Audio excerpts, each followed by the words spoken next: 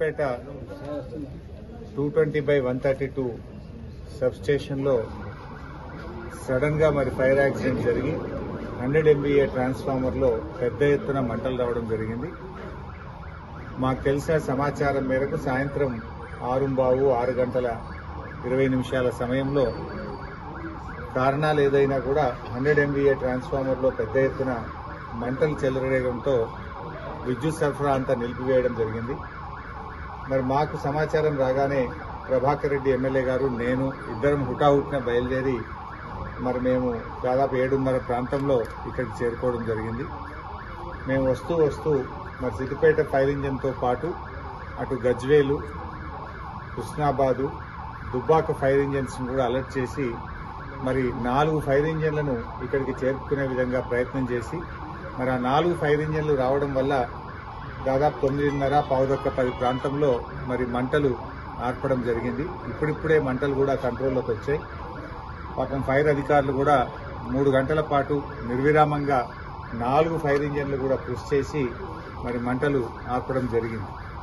అయితే నేను ఇక్కడికి వస్తున్న క్రమంలోనే రాష్ట్ర ఉప ముఖ్యమంత్రి వర్యులు, విద్యుత్ శాఖ మంత్రి వర్యులు బట్టి విక్రమార్క గారికి కూడా ఈ సంఘటన విషయాన్ని వారికి తెలియజేసి రాష్ట్ర స్థాయిలో కూడా ఉన్నత అధికారులను హైదరాబాద్ నుంచి పంపించాలని, వెంటనే విద్యుత్ సరఫరా పునరుద్దరించడానికి అవసరమైన చర్యలు తీసుకోవాలని బట్టి విక్రమార్క గారిని కూడా కోరడం జరిగింది.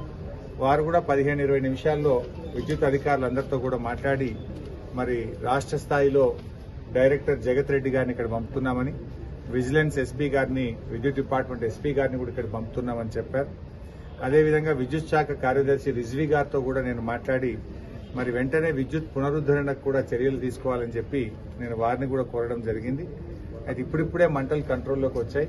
ఇంకా కొద్దిసేపట్లో అధికారులు అన్ని సేఫ్టీ మెజర్స్ తీసుకున్న తర్వాత విద్యుత్ పునరుద్దరణ పైన చర్యలు పెట్టడం జరుగుతుంది. మనకు సిద్దిపేట చుట్టూ ఇటు దుద్దెడ 132 kV సబ్ స్టేషన్ ఉంది, అటు జక్కాపూర్ కూడా 132 kV సబ్ స్టేషన్ ఉంది, ఇటు హబ్సీపూర్ కూడా 132 kV సబ్ స్టేషన్ ఉంది, మనకు పాలమాకుల వైపు కూడా ఒక 132 kV సబ్ స్టేషన్ ఉంది.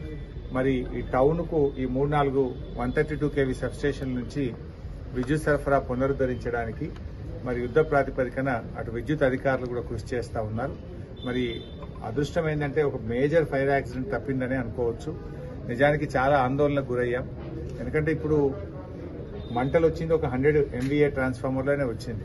దాని పక్కన ఇంకొక 160 MVA ఉంది, ఆ పక్కన ఇంకొక 100 MVA ఉంది, ఇటు పక్కన ఇంకొక 132/33 kV సబ్ స్టేషన్ ఉంది. పక్కకి ఏదైనా స్ప్రెడ్ అవుతుందేమో అనేటువంటి ఆందోళన, టెన్షన్ చాలాసేపు ఉండే. బట్ ఫైర్ డిపార్ట్మెంట్ అధికారులు చాలా బాగా కష్టపడి యుద్ధ ప్రాతిపదికన కృషి చేసి మంటలు ఆర్పారు. బట్ ఏది ఏమైనా ఈ సంఘటన మీద విచారణ జరపాలి. దీనికి కారణమేందో కూడా తర్వాత విద్యుత్ శాఖ రివ్యూ చేసి ఇలాంటి సంఘటనలు పునరావృతం కాకుండా చర్యలు కూడా తీసుకోవాల్సిన అవసరం ఉంది. ఎందుకంటే పట్టణ నడిబొడ్డున ఉంది ఈ సబ్ స్టేషన్. ఏదైనా పేలిపోయి ఏదైనా ఇబ్బంది జరిగితే చాలా ప్రమాదం జరిగేటువంటి అవకాశం కూడా ఉండే. దీనికి కారణం ఏందనేటువంటిది కూడా తర్వాత లోతుగా విచారణ జరిపి దాని మీద కఠినమైనటువంటి చర్యలు కూడా తీసుకోవాలని చెప్పి మేము ప్రభుత్వాన్ని కోరుతా ఉన్నాం.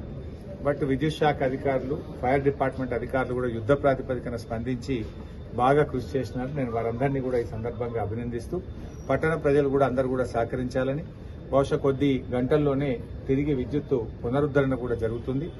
ఇది అందరూ బాగా కష్టపడి municipal department, Siddipet municipal department అధికారులు కూడా యుద్ధ ప్రాతిపదికన చర్యలు తీసుకొని పూర్తి స్థాయిలో వారు కూడా సహకరించారు. ఇప్పుడే నేను మళ్ళీ రిజ్వీ గారితో కూడా ఎనర్జీ సెక్రటరీతో మాట్లాడాను, చీఫ్ ఇంజనీరు, సూపరింటెండెంట్ ఇంజనీరు అందరితో కూడా మాట్లాడాం. డిపార్ట్మెంట్ అంతా కూడా గేరప్ అయి ఉన్నది. కొద్దిసేపట్లోనే పూర్తి స్థాయిలో ఇది కంట్రోల్ రాగానే విద్యుత్ పునరుద్దరణ మీద దృష్టి పెట్టి మరికొన్ని కొద్ది గంటల్లో విద్యుత్ పునరుద్దరణ కూడా చేయడం జరుగుతుంది.